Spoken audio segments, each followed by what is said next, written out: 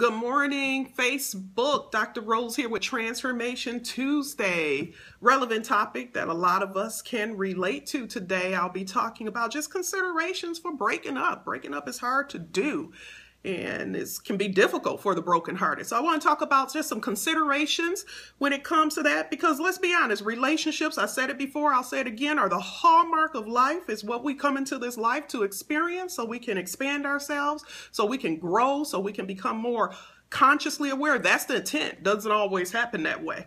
But I wanted to just share with people, because we've all gone through a breakup. If you've been on this earth, if you're an adult, if you haven't, God bless you, you're an anomaly. But we've all gone through breakups, and there are no rules to breaking up. But there are things you can consider, to just make the process, and I won't even say easier, but just to get through it as whole as possible, So before I get through or go through the things that you yourself can take into consideration if you're going through a breakup, I wanted to share just some things as a friend. If you have a friend or a loved one going through a breakup, just some things you should probably never say. And we've all, myself included, have been guilty over the years of saying this. But I even polled a few people while preparing for this. This Transformation Tuesday came out of last week's Transformation Tuesday on grief and loss and mourning and death.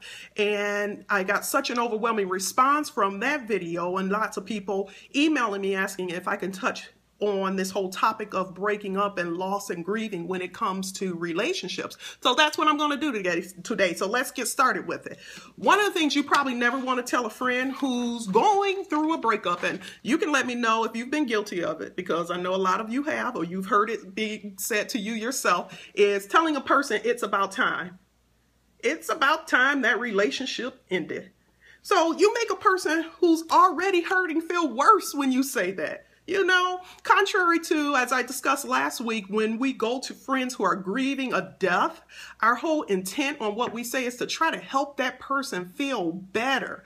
But oftentimes when it's different, when a person's going through a relationship, sometimes, and this goes into the second thing you should never say, sometimes we are so quick to jump on that "I told you so" train that we fail to show compassion for the pain that someone's going through. So another thing you probably don't want to say is, "I knew that wasn't going to work out from the beginning." Again, as I said, you can be so quick to want to jump on that "I told you so, I told you that wouldn't work" train, that you fail to even provide just some basic understanding or compassion or empathy for someone who is hurting. Even though the breakup is over, you know, and even though you may feel that way, we've all known people that we care about who've been in relationships that we were happy personally to see end, but you don't want to share that to a person who's already in pain. And lastly, one of the things you don't want to share with a friend who is going through a breakup is, "I never liked him or her anyway." Because one of the things that we all know, one of the things that I think we all can relate to and agree with, is that breakups occur in stages. So it doesn't mean that breakup is final.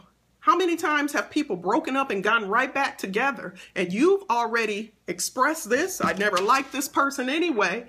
What you've done now is alienated a friend or a loved one from your life who now knows how you feel about their significant other and don't feel supported there. So you don't want to alienate, you don't want to ostracize someone. And as much as you may feel that way, and we've all felt that way about someone who has dated or been in a relationship, marriage, or what have you, with someone that we care for, be careful not to express that. Be careful not to express it. So what are considerations for those of you who are going through a breakup personally? What are considerations you can take? As I mentioned, you know, it's difficult because relationships are for us. You know, that's what we're in this life to experience just the fullness of it, and hopefully to help us expand and grow.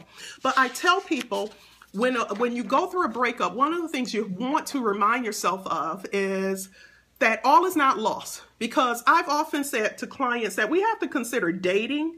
You even look at the first three letters in dating. Dating is a form of collecting data. You're collecting data. You're discovering things in the dating process about others, about traits and attributes that you find appealing, of those that you find repulsive. You're discovering things about yourself. So even though this may have ended, the relationship may be over, what you did gain is more information about yourself and hopefully more clarity about the type of person that you ultimately want to invite back in your life.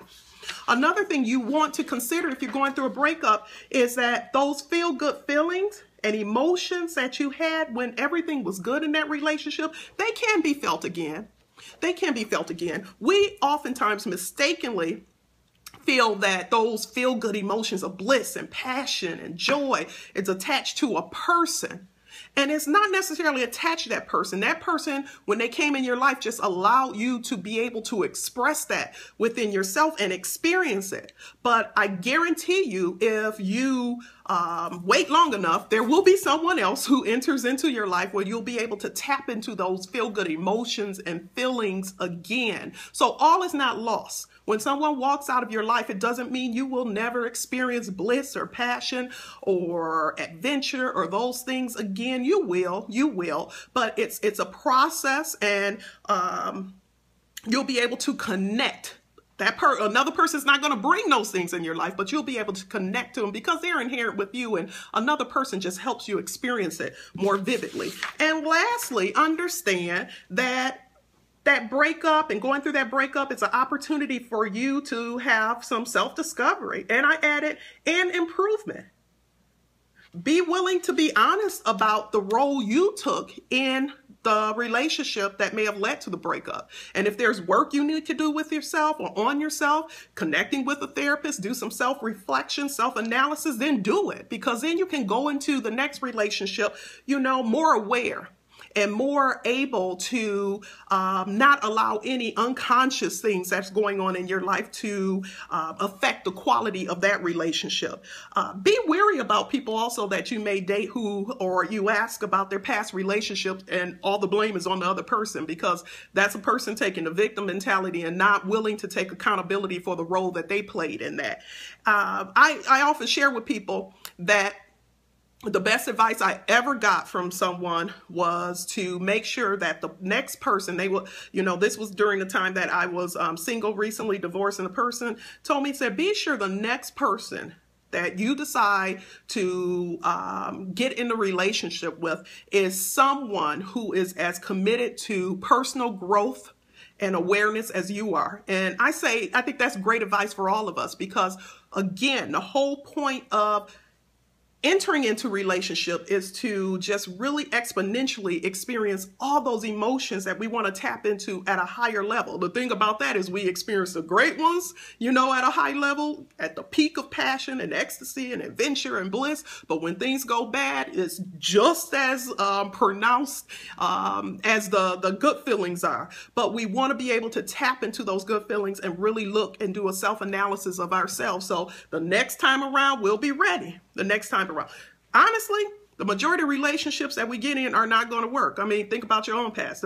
All those past relationships, they didn't work. Doesn't mean all is lost. It just means it's an opportunity for us to just grow more as a person. And hopefully one day you'll connect with that person who's that equal partnership for yourself, and you'll be able to experience all those great, wonderful feelings together, just at a level where two people are comfortable with it and willing to be open and vulnerable with each other with it. So hopefully these considerations help you guys. Take it to heart, share it with friends, and thank you for tuning in as always. So get out there, have a great day, and live your life in full bloom. Bye-bye, everyone.